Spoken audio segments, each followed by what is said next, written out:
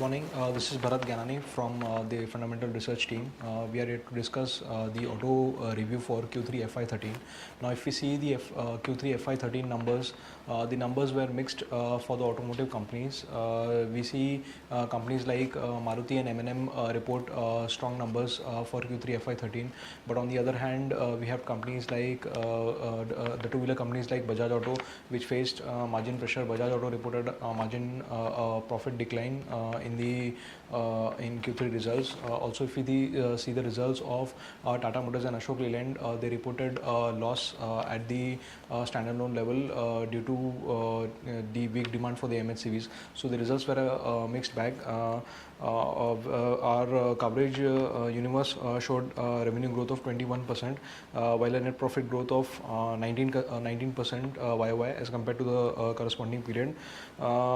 Similarly, our tracking universe showed a revenue growth of 8% YOY, but reported an earnings decline of 25%. Excluding the Tata Motors, we saw a revenue growth of 14.7% YOY, while profit grew by 4.8% during the quarter. Now we saw stress points clearly in the MHCV and the two-wheeler segment because of the downturn in the volumes. The two-wheeler volumes were flat during the quarter on a YOY basis, while the MHCV segment saw a decline of in excess of 30%.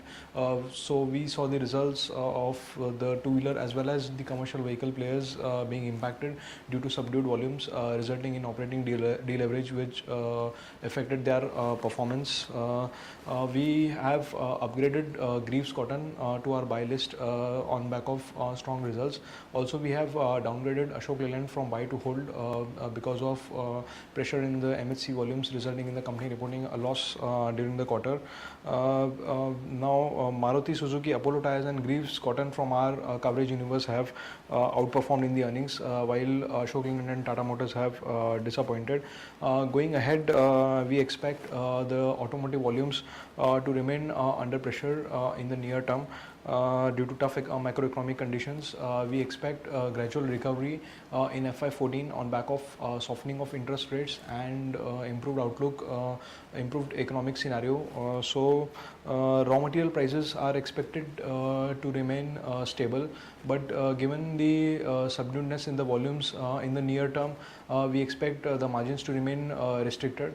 Our top pick in the sector is Maruti Suzuki. Maruti Suzuki, we see it is well poised in the event of the diesel deregulation. It is well poised to offer products in the petrol segment.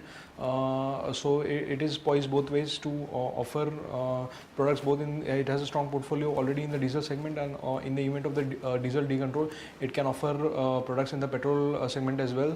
Also, the recent weakness of the Japanese yen against the Indian rupee would help the company to substantially reduce on its import bills, and would help enhance its margin further. So Maruti remains our top pick in the sector. Thank you.